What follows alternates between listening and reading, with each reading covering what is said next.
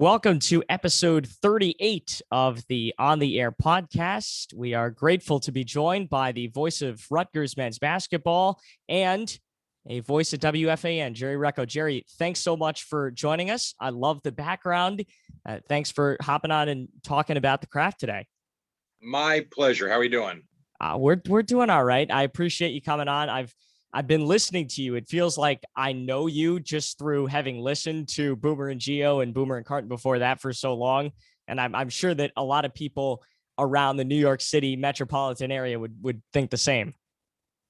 It's weird because I feel old when I hear that. And I was the same way growing up listening to Mike Breen on IMUS. I felt like I knew him, even though I really didn't. So I totally understand. Kind of cool. Do you get a lot of people that come up to you during whatever, when you're just walking on the street and say, and they hear your voice and say, oh man, you're on the radio? Depends on where you are. I find I go to Citi Field and sure, a lot of people say hello, which is really cool. Certain concerts, if it's in the male demo, for instance, we went and saw, it was the Bush show along with, I'm blanking on Live. That's who it was at the Art Center a couple of years ago. And it seemed like everybody there was, FAN fans, which was cool, and listeners. Then you go to like a pop concert, for your wife, and it's all, women and kids, and no one says hello. So I think it depends on where you are. But yeah, people are pretty nice, and generally they do say hello. How did you get into sports broadcasting? I always like to start off with kind of the very beginning of your career. How did you know this was something you wanted to do from the very beginning, or did it kind of just come to you as you went through college?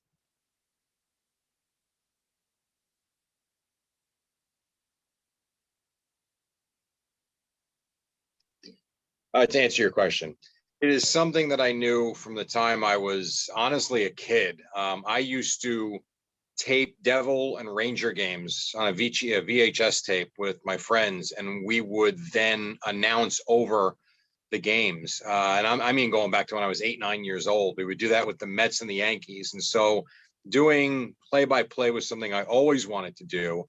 And then in 1987, when I was 13, WFAN came along, and I thought, wow, now that's a cool way to make a living. And I would say right from that point forward, it was one of two things. I wanted to work at FAN or I wanted to do play-by-play. So when I went to college, I knew for sure what I wanted to get into. And I just happened to get lucky that my guidance counselor had a contact at FAN and Eric Spitz, and he called for me for an internship way back in 1996. I interviewed, started interning about 3 or 4 months later. And I would say 8 weeks into the internship, they hired me, and I have never left. So it's been it'll be 25 years in January. And I know that when you went to college, it was to play baseball, right? And then you ended up having to move your junior year because the college got shut down. Yeah.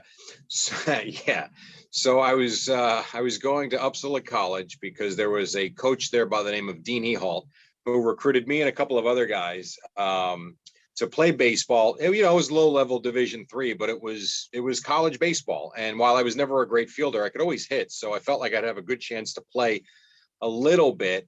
He wound up leaving. It's a long story, but I was failing out in fall ball and wound up not playing in the spring. And I was going to go back as a sophomore.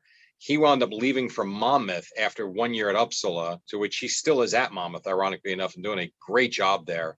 And then, yes, the school closed after I was going to be a senior. And I remember getting the letter in like June of that summer saying I'm not even sure what the hell happened, but the school closed and we had a choice of like 7 schools that they would place us in. And I wound up at Jersey City State, which turned out to be really good because that's where I met the guidance counselor, and they had a better communications department and program. And it really has gone very well from that point forward. You said they had a communications department, but neither one is kind of really known for their broadcasting departments or producing broadcasters. Did you worry at all about not having enough experience, given that you were in college, you knew this was what you wanted to do? Did you worry about, graduating and potentially not having enough experience to really get into the field? No, because I always assumed, and this goes back to now my high school guidance counselor, They were very big into get into the college you're going to go to. And even if it's not the best communications program, make sure you get internships at, high profile places to get good name value on your resume. So whether it was Uppsala in East Orange or whether it was Jersey City State, I figured I would try and do something in New York in terms of an internship program. Now at Uppsala, I was trying to, before they closed, I had a professor by the name of Steve Krasninsky, really good guy, and he was going to help me that summer try and nail down an internship for the fall or the spring of, I guess, what would have been 1994, I believe, or 95, I forget. And so that didn't work out clearly because he lost his job and the college closed. And so when I went to Jersey City State, what I liked was A, it was close. B, I really liked the radio studio that they were building. And B, I was very interested in TV production too. And they had a very cool TV studio there. So you kind of wrap it all into one. It was fine. And I knew that I would figure out some way to go internship, whether it was FAN, whether it was a TV station or wherever it might be. Where did you learn to do play-by-play? I know that you ended up with Columbia for a little bit and now Rutgers. Where did you learn? Was it kind of one of those things where you just taught yourself, or did you learn from somebody within the industry? So when I was at Jersey City State College, I did a lot of rock radio on their radio station. I did some TV and film production. And then when I wanted to start actually doing play-by-play, I went to their athletic the SID of the athletic department, Ira Thor, who is still there. And I asked him if I could start streaming basketball games over the internet. I explained to him that I had no experience. I explained, well, I shouldn't say that. I had very little experience. I should say that because I had done a couple of high school games, so not much. But I explained to him that I didn't have a lot of experience and that it might take me a little while to get going. But as he put it, they didn't have anything like that, because you got to remember, we're going back to 1990, 97 or 98, I want to say, is when I started doing that. I think I just graduated or I was about to graduate. And he loved the idea because it gave them an outlet that they didn't have. I figured out a way to stream it. He helped me. And I just did games. And I remember I did 2 seasons. The first season was a mess. I mean, it wasn't the worst thing you'd hear, but it certainly wasn't very good. And I remember the second year they played a game, I think it was at Rutgers, Newark. And it was the first game where I kind of walked out of the gym and I said, wow, it actually for the first time clicked. It just came easy. And from that point going forward, it seemed like it's everything I wanted to do. And so when the Columbia gig came along, now you push forward. I did the Jersey City State thing. I think it was 3 years without pay. I just did games. I was doing 25 games a year for the basketball team. I wasn't doing much. I was doing there was a professional basketball league. There was a team called the Brooklyn Kings that I did games with Ray Martell, who also worked at the radio station for a long time. So after Jersey City State College, I did those games for a couple of years. Then there was a couple of year lull when I was really just focused on anchoring at FAN at the time, full time. And Rich Ackerman, who I worked with for a long time, knew someone at Columbia and said they were trying to start a professional radio team. He couldn't do it. He asked me if I wanted to interview. Long story short, I interviewed, had lunch with the guys, and got the job pretty much on the spot, which was kind of cool, and just started from there. Did you ever think about doing baseball play-by-play? I know that you had played baseball, obviously, through college. Is that something that crossed your mind? Did you ever think about branching out into that? No, I would say at this point in my life, I would start to think about it. I think baseball play-by-play for someone who is married with children is incredibly difficult. And so, my my older son was born in 2004. And one of the great things about my job, whether it was when I worked nights or even now for sure, is amazing with my hours. I have had more time with my 2 boys than I would think really most dads, unless they're retired and they're always home. I can't think of a father that's home more than I am. And now my one son's going to be 17, my younger son's 11 and a half. And I look back, I wouldn't give back a day of it. And if I was going to do baseball, I think you lose almost all of that. Those days are long. The nights are late. You basically wake up, turn around, go back to the ballpark. You've got to start in the minor leagues in some godforsaken town. And I wasn't ready to give up what we had here and what we've done. So no, although now at 47, as I said, my kids are getting older. If something was possible, I would certainly think about it. But up to this point, no, I never have. So you mentioned your schedule and working it with and enjoying the time with your family. What does a typical week look like for you in terms of with a Rutgers basketball game or without, in terms of when you're getting up in the morning? Because obviously the show is 6 to 10, and then you kind of just have the rest of the day. What does your typical day look like with just the show? And then you add in, of course, Rutgers basketball. Well, just the show is awesome. I mean, just the show is basically, I go to bed right around 8:30 at night. I wake up at 2:30 in the morning. I'm at work by 4 and I'm home by 11:40 in the morning. And I have from 11:40 until 8:30 to get done whatever I have to get done. Now, typically in the summer and even now in the fall, I coach my 11-year-old travel baseball team. My older son I'm done with. He's in high school playing now. Finished with him last year. So my 11-year-old team, we have a game tonight, as a matter of fact. So I'll be over at the fields by 4 o'clock in a little while. When it's just the show, it's a piece of cake. I mean, it can't be easier. Then the Cowboys come into play. I do pre and post game for Compass Media Networks. And so that takes up my Sundays usually. And because of what's going on with the pandemic, my office studio has become my studio for that now. So I basically do the pre and post game out of here. But even with that, Wednesday or Thursday is my Cowboy day where I do interviews with a player or two. I've got to tape segments, and there's a lot that goes into that. There's a couple of hours of work there, but still nothing crazy.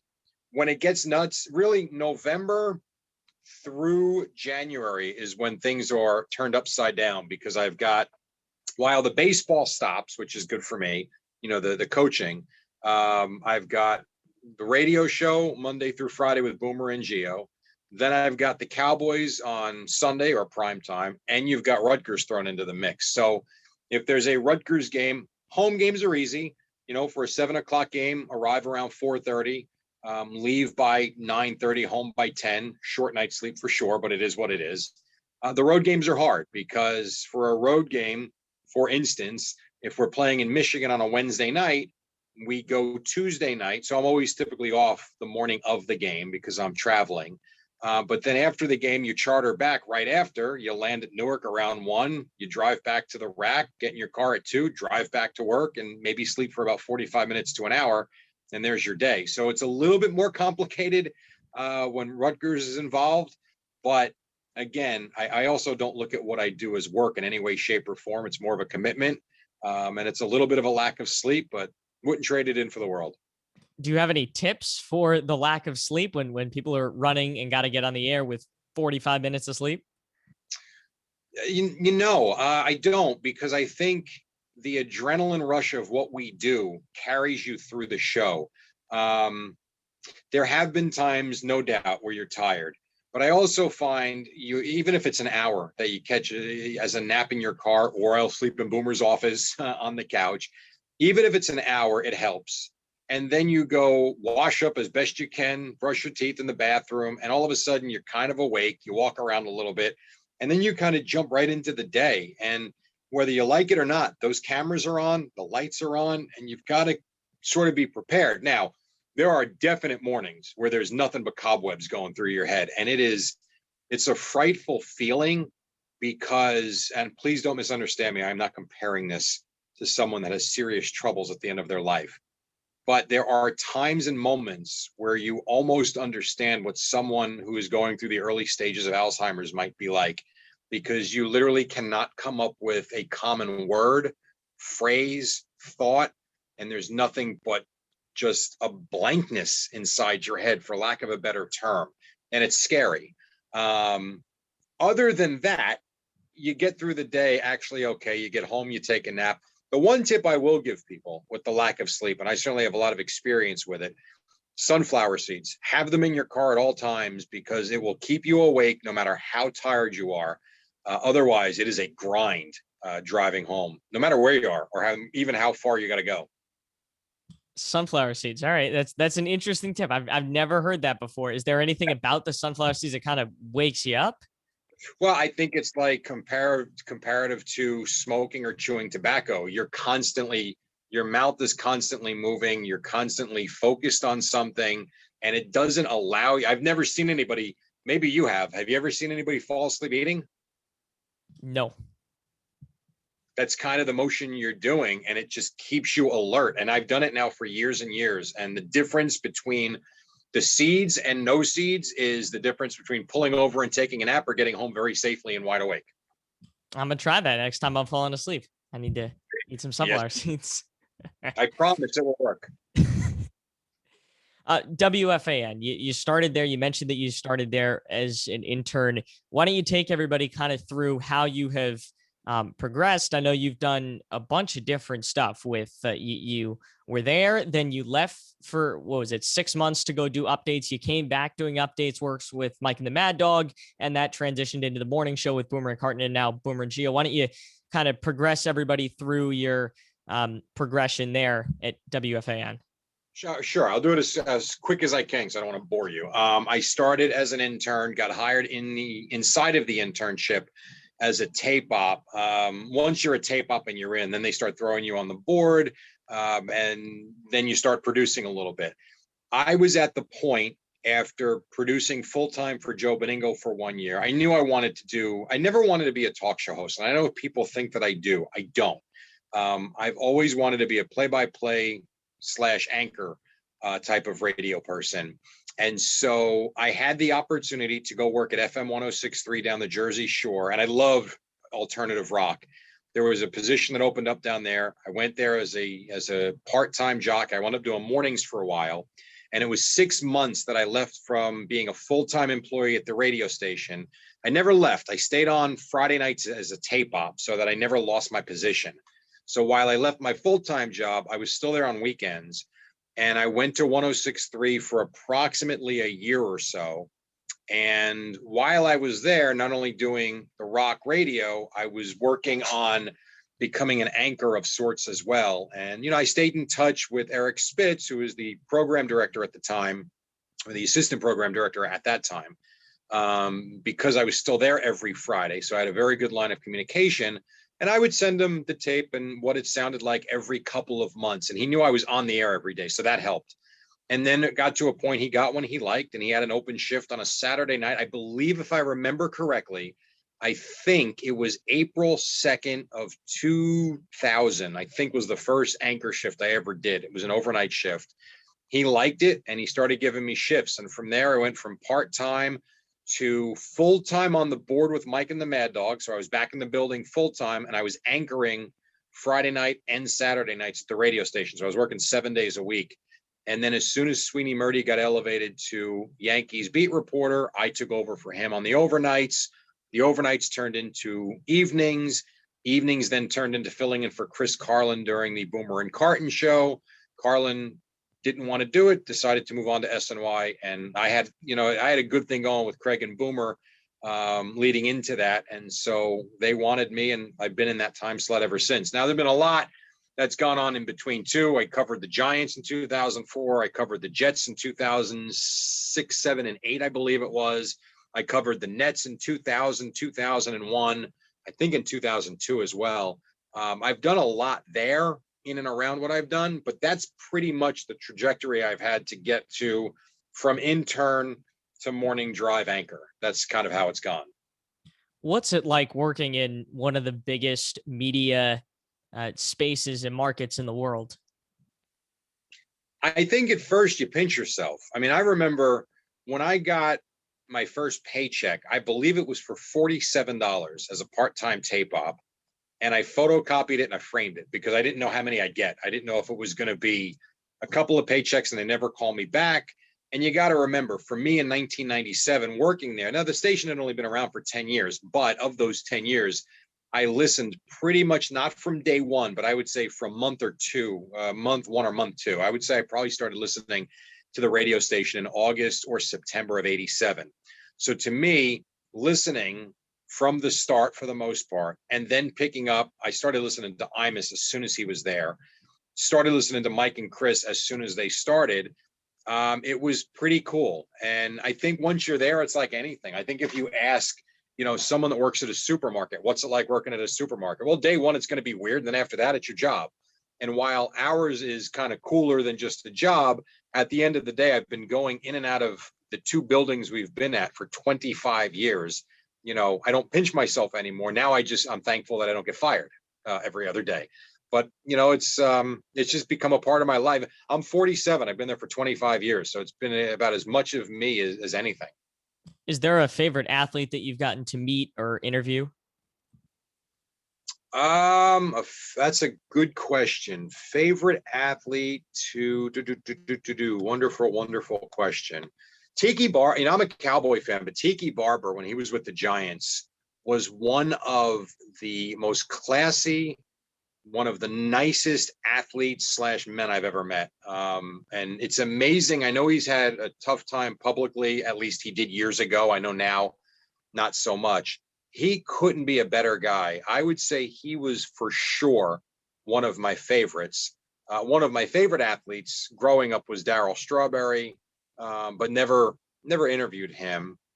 Other than that, Richard Jefferson. I'll tell you, talking to him after net games or after practices and shoot-arounds, he was outstanding.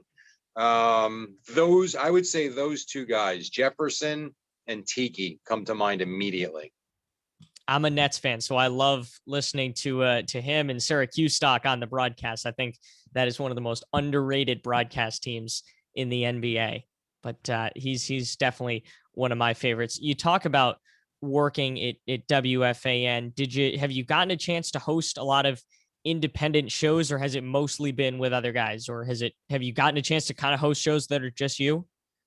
I'll give you a quick story. So back in 2004, the summer of 2004, when it was decided, maybe even the spring, I got hired to take over as the Giants beat reporter. But more importantly, I was hired to do pre and post for the Giants for the 2004 season. I think, it was 2004. And so my bosses, Eric Spitz and Mark Chernoff, said, we got to get you on the air hosting shows because you're going to be hosting a pre and a post game. And you got to just get comfortable. I said, fine.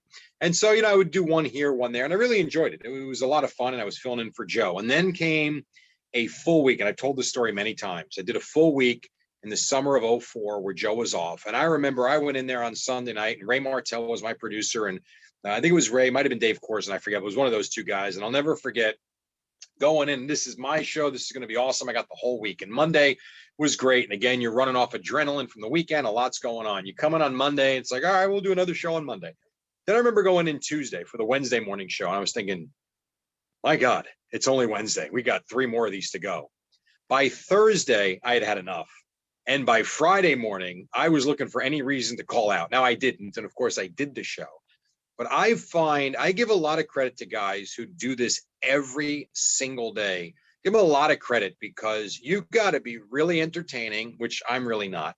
You've got to be very creative, and you've got to know your stuff. Now, I know what I'm talking about sports-wise, maybe not every sport, but I can hang with you in baseball and football for sure. I know my share of basketball. Hockey, I like the Devils, but I don't watch them enough to say I should be telling anybody about hockey. Point is, I can do a sports show, but I don't know that works anymore. And I think to do it every single day, you need something else. That said, I have done many solo shows. I don't care for them. I like doing the shows with a co-host, but I got to tell you, a week, I'm good. Give me a feel. Like when I do it in the summer, I probably do for Boomer and Geo, I probably do 6 weeks out of the summer, out of the 12 weeks in the summer. And once you do a full week, I can't wait to get back to my anchor desk on Monday morning and take a break, even if it's just for a few days. I give full-time talk show hosts a great deal of respect and credit. And I learned that very quickly when Craig Carton was arrested, and I did a lot of that fall with Boomer, not every day, but most of them. I learned very quickly. I knew Craig was good. I didn't realize how good he was until I sat in that chair every day trying to figure out how the hell to get to 10 o'clock, but do it in a way with Boomer that would be entertaining to people. Very difficult to do. How do you pace yourself with a 4-hour show, or in the afternoon, sometimes it can get to 6 hours? How do you pace yourself through from making sure that you are strong the whole way through, but you don't come out too strong in hour one and you have nothing left for hours 2, 3, and 4. Well, I think it comes back to the adrenaline rush. I really do believe that. Now, again, for me, I don't do it every day, 50 or 45 weeks out of the year. I only host, I think I probably do approximately 40 to 50 shows a year. So if that's all I'm doing, and I probably only do 4 or 5 full weeks a year, other than that, it's cherry picking, a day here, 2 days here, a Monday and a Friday here and there. It's very easy for me to keep the energy up until 10 o'clock because I know it's not every day. If I was doing it every day and that was my job, it might be more of a grind. I think I've seen guys do shows in 100 different ways. I have seen guys type out their monologue and then type out questions when they have guests, type out every single thing they want to say. Some can pull it off. The great Dick Schaap, the late Dick Schaap did it and did it to a T. You'd never know he was reading. I worked with him briefly at ESPN Radio way back in the day. I marveled at how he could read like he was speaking. He was so conversational. Then there are others, and if you don't do it well, you sound terrible. Then there are others that walk in. Joe Beningo would walk in with nothing, like literally nothing. He would walk in, turn the mic on, and everything was here. And he never, really rarely screwed up because he had a photographic mind. For me, I would go in with what I would call a skeleton of a show. And that would be make sure you hit on Mets Braves, make sure you hit on Yankees White Sox, make sure you hit on this, and I might put approximate times, but nothing is set in stone. That having been said, you got to know what to talk about and what to say. And so the note would be there to make sure I didn't forget about a specific topic within a game. But for what I was going to say, that would basically be whatever comes out and whatever thought comes to mind. And I think what we created in the morning with my slot in the middle of the show, in the middle of every hour, really helps and aids, I believe, the hosts. I've been on both sides of it. It gives you that break within the hour so that you're really filling 2 segments per hour. And I think it just makes the flow of the show a little bit better. Yeah, the next question was going to be, are you a guy who likes to come in with all these notes and all these statistics, or are you kind of a guy that comes in with the skeleton? And then I think you can kind of relate it to play-by-play too. There's a couple different ways to do your boards. There's guys that have every little stat and every little piece of information. And then there's guys who have a roster and can still do it just as well. Are you one of the guys who needs less information and you can kind of fill in the gaps, or do you really need something scripted out? The great Iron Eagle told me a long time ago, less is more sometimes. And what he meant by that was you got to do the work for sure. And it's good to have stuff in front of you, but don't try and get everything out, because if you try to spit out every stat and every fact and every little note about a player, you're basically going to be just vomiting stats. I primarily have done basketball. I did do, I guess it was 10 or 11 years of Columbia football. Football is another beast. But basketball I've now done with Columbia and Rutgers and Jersey City State. I've done approximately 18 years of doing basketball, maybe even 19. I've done a lot of it. I have found for me, when it comes to basketball, first of all, nothing is done on the computer. I handwrite everything. I started with the computer and I found that I remembered zero, zilch, nada, nothing. When I handwrite stuff, and people make fun of me, but so it is what it is. For whatever reason, there's better recall. I feel like I'm thinking my way through it more so than I am on the keyboard and printing it. So I still write it out. I have expanded paper sheets. I don't use the standard letter sheet. I use I think it's 8.5 by 11, so it's a little bit longer. And I have pretty much the essential stats for every player. And then I try to put in 2 or 3 notes for every player as well. And that's it. Because what I learned a long time ago, especially if you have a good analyst, and I've worked with some of the best. Alan Cuff, who works at ESPN now, is my partner at Columbia, along with Sal Licata. The Joe Boylan, who was my partner at Rutgers for the last 5 years, he's since passed away right before the NCAA tournament last year, sadly. They were really good at what they did. And what I mean by that was they knew when it was their time to talk. So in a game like basketball, that's up and down the floor, the only real pauses are for foul shots, ball out of bounds, and that's really their time to talk. So, I don't I don't go nuts with the notes, but I make sure I have the essentials and some cool little stories that you can tell. And I just let the flow of the game kind of take you where you got to go. Basketball on radio is, of course, a whole different beast than TV and in any other sport. I always kind of felt like basketball is unique in that you're 99% of the broadcast is going to end up being play by play. Where do you find the good little outlets to talk with your analysts, bring them in, and like you said, bring in these statistics that you might use? Incredibly difficult because, for one, as Rutgers has gotten better, that also means they've sold it more. And I mean, they've sold it to a point where, I'm struggling to get those little drop-in commercials that I have to read coming out of breaks. And it's actually stressful because as you're going through a game, there are certain times when you're sort of supposed to read the little 10-second commercial, but there's something going on that you can't ignore. And then once the moment's gone, you're back to action and you've missed it. And now you're one behind. So I think you have to be creative.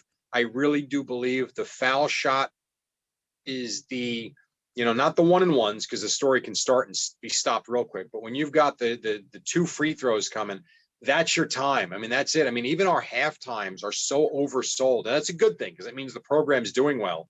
But even halftime is so oversold that I believe we get about 3 minutes to talk, me and my partner, at halftime, a 1-minute segment in the first segment of halftime. And then I think the last segment before the second half, I think we get about a minute and a half. That's it. So it's not, NBA is a little different. It's a slower game. I feel like you probably have more opportunity. College basketball is so darn quick, man. It is 2 hours in and out, and the game doesn't wait for you. So it's hard. I think you got to be creative to answer your question in a very long-winded way. You mentioned that at halftime and before the game and after the game, you really have finite amounts of time to talk with your partner. You only have like 3 minutes. How do you budget that time when you only have 3 minutes? How do you make sure that you're asking the question that's going to get the right response from your analyst? I don't. Some days you do, some days you don't. I think it's the feel of the game. Sometimes, Joe would tell me that he's got something about someone. And so I'll just lead him into it, whether it's relevant or not. Now, I'm not talking about a huge tournament game or where you would waste a minute there, but a regular season game in December, if he's got a little story or anecdote about a player, if he wants to do that going into the second half, and that's the only time we have, we can certainly afford him that time rather than waste your time talking about free throw percentages in the first half. And you can always get that stuff in. But it's trial and error. I mean, it's really, I think it's like a talk show. It's the chemistry that you have with your analyst to know when the right time to talk is, to know how much time you have, and to know if you can get that story in. Dallin Cuff, to me, Joe is a great storyteller, especially since he was the associate head coach at Rutgers back in the 70s. And he was really good telling stories in and around his opportunity to talk. Me and Dallin had a very similar chemistry. And I mean, our first game was at Duke, Columbia at Duke, in November of 2006. And we hit it off immediately. And I remember in the first half of that game, and he had never done a game before because he was right off the floor. He had just graduated the spring prior. It was seamless the way he was telling a story about one of the players. I remember we were in that crow's nest or whatever the hell it's called. And he knew when to stop talking, when to let me do the call, and he knew when to pick up the story. So it's really about the two of you and how you guys communicate with one another. Before we let you go, I'm curious about the shows you've worked on at WFAN. Obviously, Mike and the Mad Dog, that's at the time was the number one radio station. It was the number one radio show in the country. What was it like getting a front seat? And that was still pretty early on in your career. What was it like getting a front row seat to that kind of spectacle? Well, a couple things. One, I will never forget I believe it was my second internship shift. My first one was a Tuesday night, and I believe they had just left already. It was a 7 p.m. to 1 a.m. shift, cutting tape during basketball and hockey season in I think it was late January, early February, something like that. My second intern shift was 9 a.m. to 2 p.m. on a Friday, which meant an overlap of the Imus in the morning show, Russ Salzberg and Steve Summers in the midday, and then Mike and the Mad Dog, I think still were coming on at 2. I don't think they made the switch to 1 just yet, but I could be wrong about that. Even still, they were there. And I will never forget, as an IMUS listener, seeing him come out of the studio at 10:02, I was in absolute awe because, I'd listened to him with my parents as a kid a little bit. I picked up on him in like 8th grade in 1989 or no, whatever year it was. But I certainly listened to him through high school on the radio station. And he was a radio legend. Say what you want about how everything ended. At the time, radio legend. And I was in absolute awe. Russ and Steve was cool for sure. Summers was the first guy I think I listened to on the radio station. So that was neat. But then when, Chris Russo comes in, and Chris Russo comes over and introduces him to me. And I'm thinking, I remember sitting in the corner by the coats, by the cart machine, just trying to stay out of the way. He walks in, clearly doesn't know who I am, and comes right to me to introduce himself. And you're like, damn, like that's cool. Mike just kind of nodded at you and just slowly walked into the studio. It was very neat. The front row seat I really had was when I was their board op from, I think it was right around 2000 to 2001, I believe, because I became a full-time anchor in the summer of 2001. I was with them on the board. Chris Carlin was the producer, and that's about as much of a front row seat as you could have because I was hitting the buttons and staring at them for 5-6 hours every day. And it was also one of their monster fights. About 4 of the 6 months I worked with them, they didn't speak to each other. So I got a front row view at a lot. That having been said, both of them could never have been nicer to me. Mike Francesa, for whatever issues he has with others, I have never had one with him. He's always been very pleasant, very respectful to me. And Russo has been, and still is about as cool and friendly a guy as I've ever known in the business. Before we get to the final questions that I ask everybody, I know that you had talked about Craig Carton. What was the experience like with him getting arrested? And I know you were the one who originally filled in for him when he got arrested on that show and the next couple of days. Well, Craig, I used to listen to Craig at 101.5 every day. So I was a big Craig Carton fan. When he was hired, I really thought it was a home run. I thought he was going to be really good, and he was. I love the guy personally. I mean, he's a nut job on the radio. He'd be the first one to admit it, but he's about as good a guy off the radio as I've ever met. I mean, just especially getting to know his wife, and his kids are awesome. He's a great dad. I really like the guy, always have. When he got arrested, we were blown away because I think the thinking behind all of us was that it was something silly that, maybe who knew, maybe he had outstanding parking tickets living in. I think that's what Al thought immediately. I thought, who knows, maybe he smoked weed or something, or that's what goes through your head. And so I got to sit in and fill in with Boomer for the day. Okay, fine, fair enough. You deal with it. But then as the details came out over the next few days and we learned, wow, like it's serious, A, and then B, when he resigned, you're sitting there wondering, like, is this completely over? Is Boomer going to quit? Is Boomer going to move to a different time slot? Does Boomer want to do it anymore? And then you start to think about, well, where does that leave us? So it was a really, really odd time. The day Boomer came in and said he wasn't going anywhere, I think we were all relieved because, say what you want. We feel like if we've got Boomer, we're not going anywhere because, Boomer's been in that slot now since 2007. I mean, if you think about that, right now, it's 2021. He's been in that time slot for over 14 years. I think he began year 15 in September. So we felt pretty good about the future. Things have worked out. Craig got out and he's back at the radio station in a different time slot. But yeah, that was a bizarre few months for sure, for me and for all of us. Final couple of questions that I ask everybody, and then we'll get you out of here. What is the one thing that you have to have when you're on a broadcast? The one thing you can't do a game without? That's a good question. I would say a flip chart. I mean, there's nothing, because you can get through a game as long as you know who everybody is on the field. And you've got that, and you've got an analyst. I should say, you need a flip chart. And you need a partner. You need an analyst. It won't be the greatest game you ever called, but I don't know that the audience will notice that much of it. You'll know, and you'll feel the difference, but I don't know that the audience will know that much of a difference. I think if you've got a flip card and you've got a good analyst, you can make any broadcast decent. Other than that, I don't know. I would say that's probably a bottle of water at all times. You have to have a bottle of water because you can have some of those dry throat nights where good luck, not easy. Advice to young kids that want to get into the business like you ended up doing? Well, I tell you, man, this question gets asked so much, and it was a lot easier to answer 5, 6 years ago when our radio station had an internship program, which we don't anymore, unfortunately, when other stations had them, and I don't know how many do. It's I guess the best thing I could tell you is not to quit and have an idea of what the hell you want to do, and know that you might have to work very cheaply for a while. Like I told you, I did 3 years of college basketball for not one penny. I didn't get gas money. I didn't get toll money.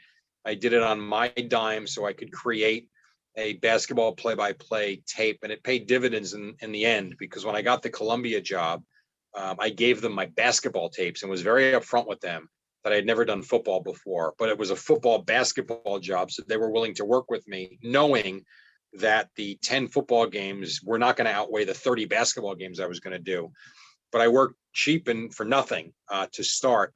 I think you've got to know that it ain't going to come overnight. You know, some guys think they graduate with a broadcasting degree and that they're going to go do middays at a radio station in New York City. It's not happening that way. I mean, you've got guys at our place that have been board ops for 4 or 5 years, just waiting for a shot to fill in on a Saturday night. You know, right, wrong, or indifferent, these jobs are really freaking cool. And many people like myself, unless we're fired, we're just not going anywhere. And again, I could be fired tomorrow. Who knows? I could be fired as soon as I'm finished with this interview. But the jobs just don't open up often. So I think you've got to be flexible in that you might have to move around a little bit and look outside the area you're at. I think you've got to be flexible in terms of what you can and cannot and are willing to do. And you got to know that you're not going to make, high 6 figures very quickly. It's going to take time.